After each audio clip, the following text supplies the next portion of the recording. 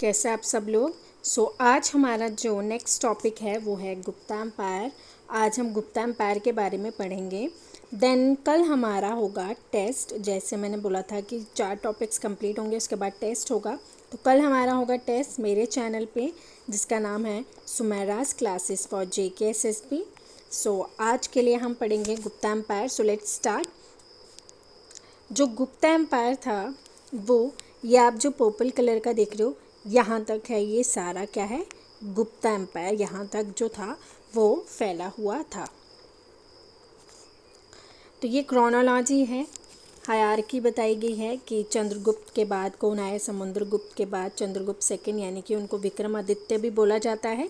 Then Kumaragupta, then Skandagupta. तो ये है मैप जिससे हम पता कर सकते हैं कि जो गुप्ता डायनेस्टी थी वो कहाँ से कहाँ तक थी।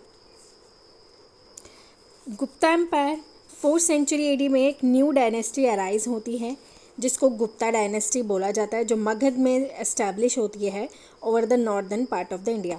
बट वो एम्पायर जो ये गुप्ता एम्पायर है ये मौर्य एम्पायर से ज़्यादा बड़ा नहीं था, ये ज़्यादा बड़ा नहीं था। ये जो रूल था ये 200 साल तक चला।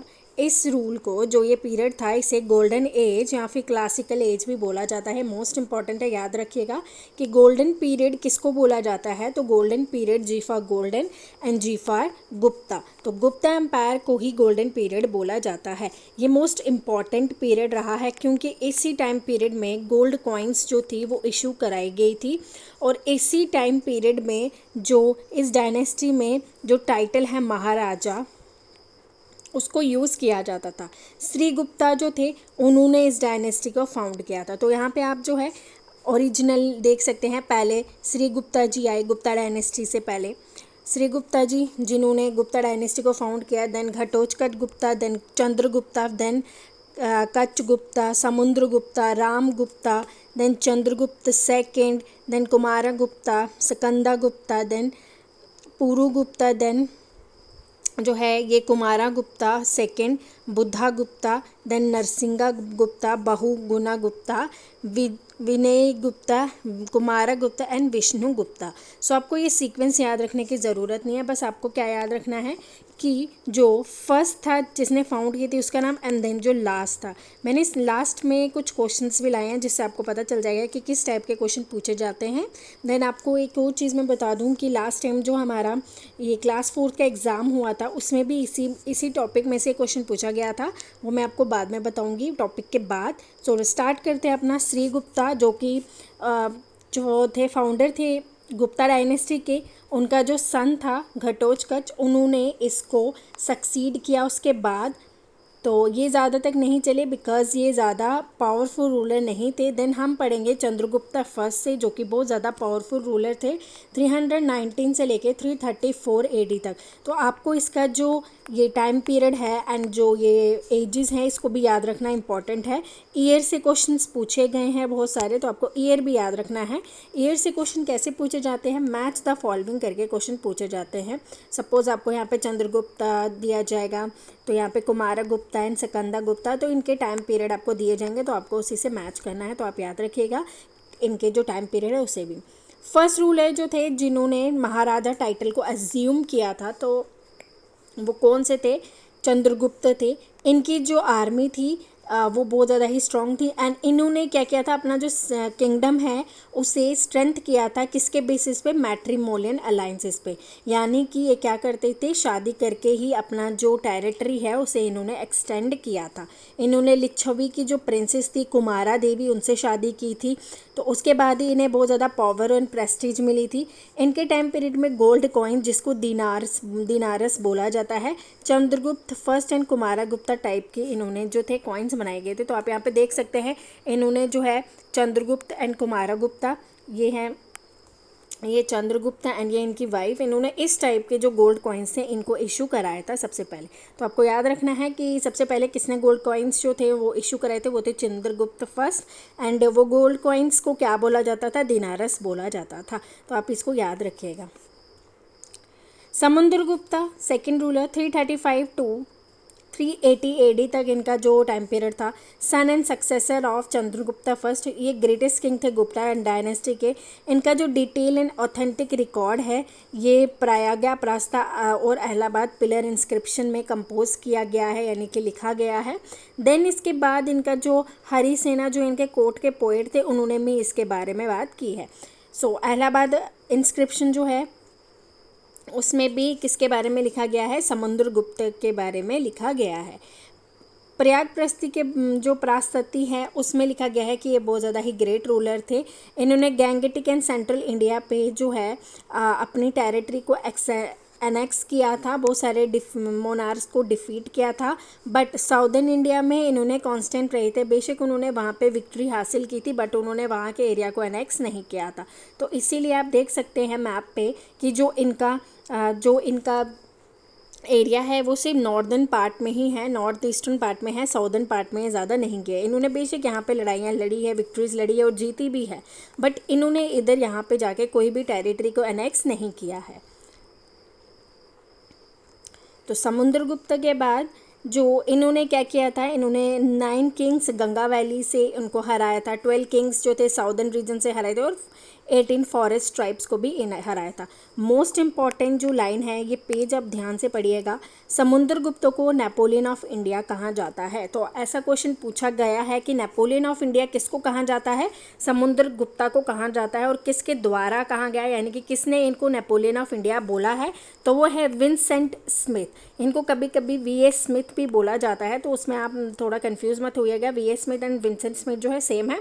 समुद्रगुप्त को नेपोलियन ऑफ इंडिया कहा गया है बाय विंसेंट स्मिथ। इन्होंने अपना किंगडम को एनलार्ज किया था reference to his dominion over Java, Sumatra and Malaya island के पास में इनके पास जो था, इनका जो टेरिटरी थी वो एक्सटेंड थी। ऐसा माना जाता है कि इनके पास क्या थी, नेवी थी। डेट्स वाई जो इनका जो एरिया था वो जो था समुद्री इलाकों के आसपास भी फैला हुआ था। ये आर्ट के बहुत ज़्यादा इनको आर्ट पसंद था, इसीलिए इनको क्या बोला गया, एक टाइटल दिया गया जिसको कवि राजा बोला जाता है। तो टाइटल कवि राजा किसको बोला जाता था, equal to Samudragupta. Napoleon of India किसको टाइटल था, इक्वल टू समुद्रगुप्ता। तो आपको याद रखना चाहिए नेपोलियन ऑफ इंडिया किसको बोला जाता था, समुद्रगुप्ता को, एंड विंसेंट स्मिथ के द्वारा ही बोला जाता था। ये मोस्ट इंपॉर्टेंट चीज़ें हैं, ये आप अच्छे से याद रखिएगा। देन आ जाता है इन्होंने जो अपना एम्पायर है इसको कैसे एक्सटेंड किया था। नॉर्थ वाली साइड से आप देख सकते हैं इस मैप पे जो है इन्होंने कृष्णा रिवर तक, यानी कि इधर अफ़गानिस्तान एरिया बॉर्डर तक भी अपना इन्होंने जो है पूरा जो है अपना टेरिटरी को एक्सटेंड किया गया था। ब्रह्मपुत्रा ईस्ट, यानी कि इन्होंने अपना एरिया जो है इधर तक पूरा ही जो है इन्होंने कनकस किया था। ये वैष्णवता के फॉलोवर थे, इन्होंने बाकी रिलीजन्स को भी सेम ही मानते थे। वैष्णवता यानी कि ये विष्णु को पूजते थे, शिव को पूजने वालों को हम बोलते हैं शिविज्म। ओके, देन वैसे ही विष्णु को पूजने वाले को बोलते हैं वैष्णवता। ये वैष्णवता के पूजते थे, फॉलोवर थे उनके। बाकी सब रिलीजन को भी ये सेम ही रखते थे, इसीलिए इन्होंने जो श्रीलंकन किंग्स जो थे इनके टाइम पीरियड में बोध गया गए, वहाँ पे इन्होंने बुद्धिस्ट मोनेस्ट्रीज को बिल्ड किया था। सो इससे ऐसे ही माना जाता है कि ये सभी रिलीजन को एक साथ सामान्य ही देखते थे। इन्होंने अश्वमेधा सैक्रिफाइस को परफॉर्म किया था। कुछ इनकी कॉइन्स हैं जिसमें इन्होंने इसमें बताया गया है कि इन्होंने अश्वमेधा सैक्रिफाइस को परफॉर्म किया था। अश्वमेधा सैक्रिफाइस मैंने आपको जो ऋग्वेदा पीरियड है उसमें बताया था। अश्वमेधा सैक्रिफाइस क्या होता है कि एक हॉर्स को छोड़ दिया जाता है, जहाँ तक वो भागेगा वहाँ तक इनकी जो टेरिटरी है वहाँ तक बनेगी। सपोज़ इन्होंने घोड़े को यहाँ से छोड़ा, ये मैप पे दिखा देती हूँ मैं आपको। सपोज़ इन्होंने यहाँ पे जो है इस एरिया पे जो है घोड़े को छोड़ा था दौड़ने के लिए, तो ये जहाँ तक दौड़ेगा वो टेरिटरी किसकी हो जाएगी, उसी राजा की हो जाएगी। तो उसी सैक्रिफाइस को क्या बोला जाता है, अश्वमेधा सैक्रिफाइस बोला जाता है। इनको टाइटल्स कौन कौन से मिले थे, कवि राजा, परम भगवता, अश्वमेधा पराक्रम, तो वो तो आपको पता चल गया कि इन्होंने अश्वमेधा पराक्रम सेक्रीफाइसेस किए थे, इसीलिए विक्रम इनको टाइटल था। सर्वराज उच्चेता मोस्ट इंपॉर्टेंट है, याद रखिएगा। इनको सर्वराजा उच्चेता इसीलिए बोला जाता था, इसका मतलब है अपरूटर ऑफ ऑल द किंगडम, यानी कि जो भी किंगडम है उनको जड़ से उखाड़ देना, इसीलिए इनको बोला जाता है सर्वराज्य उच्चेता। ये ऑनली टाइटल है, ऐसे ये जो टाइटल है सिर्फ गुप्ता रूलर्स के लिए ही ये टाइटल था, सर्वराज्य उच्चेता। ये था हमारा क्या, समुद्रगुप्ता। मोस्ट इम्पॉर्टेंट चीज़ें जो है वो आपको याद रखनी है कि इसमें जो है समुद्रगुप्ता को टाइटल कौन से थे, Napoleon of India by Vincent Smith and कवि राज्य बोला जाता था, बिकॉज ये ग्रेट पैटर्न थे आर्ट एंड कल्चर के, दैट इज़ वाई इनको कवि राज्य बोला जाता था। इनके टाइम पीरियड में बहुत सारे पोइट्स भी आए थे। देन इसके बाद जो था ये वैष्णवता के फॉलोवर थे, इन्होंने बोध गया, इनके टाइम पीरियड में बुद्धिस्ट मॉनेस्ट्री बनी थी बोध गया के पास। एंड देन इसको अश्वमेधा सेक्रीफाइस भी इनके टाइम पीरियड में सेक्रीफाइस किया गया था। इनको परम भगवता, सर्वराज उच्चेता जैसे टाइटल्स मिले थे। यहाँ तक हमने क्या पढ़ा है, अपना समुद्रगुप्ता एंड चंद्रगुप्ता फर्स्ट को हमने पढ़ लिया है। थर्ड जो है ये मोस्ट इम्पॉर्टेंट इसीलिए है बिकॉज इसमें क्लास 4th में भी एक क्वेश्चन पूछा गया था कि चंद्रगुप्त सेकंड जो है उसका टाइटल, यानी कि विक्रमादित्य जो टाइटल है वो किसको दिया गया है, तो वो दिया गया था चंद्रगुप्ता सेकंड को। तो ये इंपॉर्टेंट क्वेश्चन इसलिए बिकॉज इससे क्वेश्चंस आते हैं, गुप्ता पीरियड से बहुत सारे क्वेश्चंस बनते हैं, तो आप इसको याद रखिएगा कि चंद्रगुप्त सेकंड को ही जो है विक्रमादित्य का टाइटल था, उसको विक्रमादित्य भी बोलते थे। 389 से 414 एडी तक इनके अकॉर्डिंग जो देविका चंद्रगुप्ता, तो ये देवी थी, तो यहाँ पे डिवाइस हो गया है। देवी जो चंद्रगुप्ता यानी कि विशाखा दत्ता, समुद्रगुप्ता व सक्सेडेड बाय रामगुप्ता। समुद्रगुप्ता के बाद रामगुप्ता आए थे। रामगुप्ता जो थे उन्होंने छोटे ही टाइम पीरियड तक जो था रूल किया था, तो ये रामगुप्ता है, गुप्ता नहीं है, तो गुप्ता है। इनके टाइम पीरियड में कॉपर कॉइन्स जो थी वो इशू कराई गई थी, तो याद रखना है, मोस्ट इम्पॉर्टेंट है। इनके टाइम पीरियड में, रामगुप्ता के टाइम पीरियड में क्या हुआ था, कॉपर की कॉइन्स जो थी वो इशू कराई गई थी। चंद्रगुप्ता ने इनको सक्सीड किया था रामगुप्ता को। जो रामगुप्ता जी थे वो बहुत ज़्यादा ही डरपोक थे, उन्होंने क्या किया था, जैसे ही उनको रामगुप्ता के ऊपर साकाज ने, जो साकाज डायनेस्टी थी, उन्होंने जैसे ही रामगुप्ता के ऊपर इन्वेड किया, यानी कि वॉर के लिए आए, तो इन्होंने क्या किया, अपनी जो क्वीन थी, जो ध्रुव देवी क्वीन थी, उन्हें उसे सरेंडर करा दिया था, साकाज को उन्होंने क्या करा दिया था, सरेंडर करा दिया था ध्रुवा देवी को। बट जो प्रिंस थे चंद्रगुप्ता सेकंड, उन्होंने ध्रुव देवी क्वीन को बचाया। उन्होंने क्या किया, उन्होंने जो थे साकाज को हराया, और चंद्रगुप्ता ने क्या किया, साकाज रूलर को मार दिया था। चंद्रगुप्त सेकंड जो थे उन्होंने क्या किया, ध्रुव देवी को बचाया, उन्होंने साका रूलर को मार दिया था। इसके बाद जैसे ही उन्होंने साका रूलर को हरा दिया था, मार दिया था, उसके बाद उन्होंने क्या किया, रामगुप्ता को भी मार दिया था। उन्होंने रामगुप्ता को भी मार दिया था। उसके बाद जैसे ही इनको मारा तो चंद्रगुप्ता जो थे उन्होंने ध्रुव देवी के साथ शादी कर ली थी। उसके बाद जो रामगुप्ता का एम्पायर था वो इन्होंने खुद ही सक्सीड कर लिया था।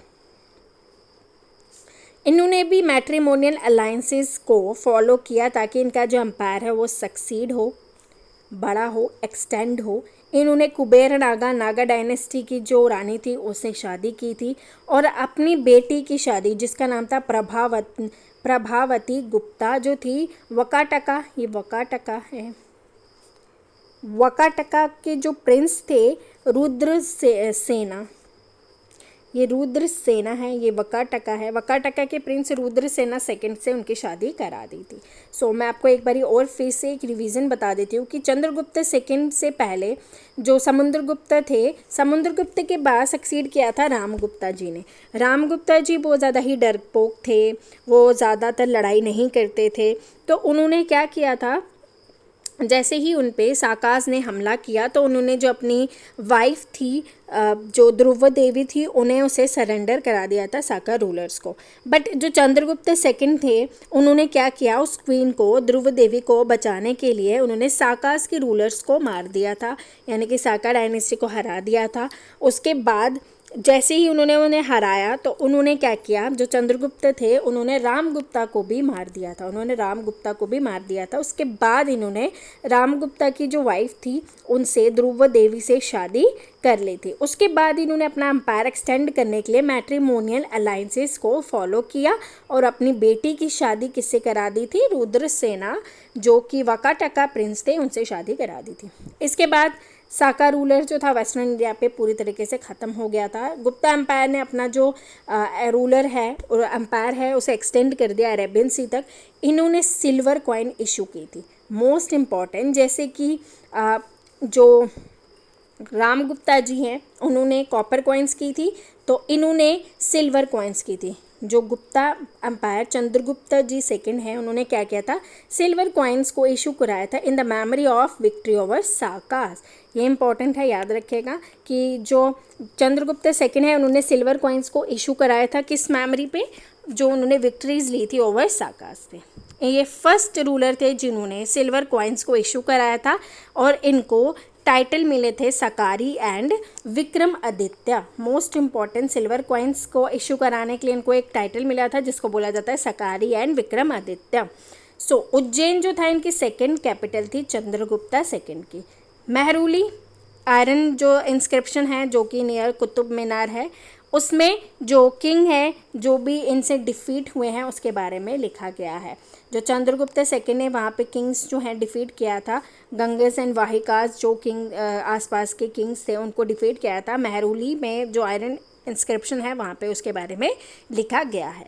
सो इसके बाद आ जाता है एक और टॉपिक, वो पेज आया नहीं है शायद, तो वो आता है Navratna. Navratna that is 9 James of Chandragupta second. Chandragupta के कितने जेम्स हैं, 9 जेम्स हैं, जिसमें कि कालिदास, अमर सिन्हा, धनावती एंड वारामिरहार्या, वारुची, घाटा करना, शापर करना, वेला भट्ट एंड शंकु। ये नवरत्न थे। ये मैं आपको कल पढ़ा दूंगी जब हम नेक्स्ट पढ़ेंगे अपना कुमारगुप्ता एंड स्कंदगुप्ता। सो यहाँ पे वो शायद पेज नहीं आया है। सो आप ये याद रखिएगा कि 9 जेम्स जो हैं वो चंद्रगुप्ता सेकंड के थे। 9 जेम्स यानी कि नवरत्न जो हैं वो किसके थे, चंद्रगुप्ता सेकंड। सो इस टॉपिक में हमने अभी तक पढ़ा है अपना चंद्रगुप्ता सेकंड जिसको टाइटल मिला था विक्रम आदित्य का, एंड देन हमने समुद्रगुप्ता के बारे में पढ़ा है, चंद्रगुप्ता फर्स्ट के बारे में पढ़ा है। तो गोल्ड कॉइन्स को क्या बोला जाता था, दिनार्स। अब मैं आपको क्वेश्चन दिखाती हूँ कि किस तरीके के क्वेश्चन पूछे जाते हैं। जैसे कि मैंने आपको अभी बताया कि आपको रूलर जो है वो याद रखने हैं, तो last ruler of the Gupta empire कौन था, तो वो कौन था ये आपने मुझे कमेंट सेक्शन में इसका आंसर देना है। एंड जो गोल्ड कॉइन्स यूज़ की जाती थी ड्यूरिंग गुप्ता पीरियड उसे क्या बोला जाता था, रुपा का, निशा का, टंका या पाना या दिनार्स। तो आपको ये मुझे आंसर देना है कमेंट सेक्शन में, ताकि मैं भी देख सकूं कि आपको ये टॉपिक अच्छे से समझ आया है कि नहीं आया है। सो मैंने आपको जो ये गुप्ता एम्पायर की जो क्रोनोलॉजी है वो मैंने आपको एक पिक्चर में दे दी है, तो आप ये सब क्रोनोलॉजी को याद रखिएगा अच्छे से, बिकॉज़ हम तो जो ये ज़्यादा इंपॉर्टेंट क्वेश्चंस जैसे जिससे पूछे जाते हैं, जैसे गुप्ता से, समुद्रगुप्ता जी से, एंड देन जो चंद्रगुप्त सेकंड है, हम तो ये ज़्यादा टॉपिक्स अच्छे से पढ़ेंगे। इनके बारे में ज़्यादा डिटेल जो है वो नहीं दिया गया है बाकी रूलर्स के लिए, बट आपको ये याद रखना इंपॉर्टेंट है कि फर्स्ट रूलर कौन थे जिन्होंने डायनेस्टी को फाउंड किया, एंड देन जो है कौन से रूलर जो हैं वो लास्ट रूलर है। तो आपको लास्ट एंड जो फाउंडर हैं उनका नाम याद रखना मोस्ट इम्पॉर्टेंट है with their titles. That is हमने जो चंद्रगुप्त सेकंड का टाइटल पढ़ा आपको वो भी याद रखना इम्पॉर्टेंट है, सबके टाइटल्स जो हैं वो याद रखना इम्पॉर्टेंट है। सो आज के लिए इतना ही। कल हम अपना टेस्ट लेके आएंगे, सो आप सब प्रिपेयर होके आइएगा। कल हमारा होगा टेस्ट जो कि मेरे चैनल पे होगा जिसका नाम है सुमैराज क्लासेस फॉर JKSSB। सो आप सब वहाँ पे ज्वाइन हो जाएं। सो मिलते हैं हम कल अपने टेस्ट के लिए, तब तक के लिए अपना ख्याल रखें और अच्छे से पढ़ते जाएं। Thank you and bye bye.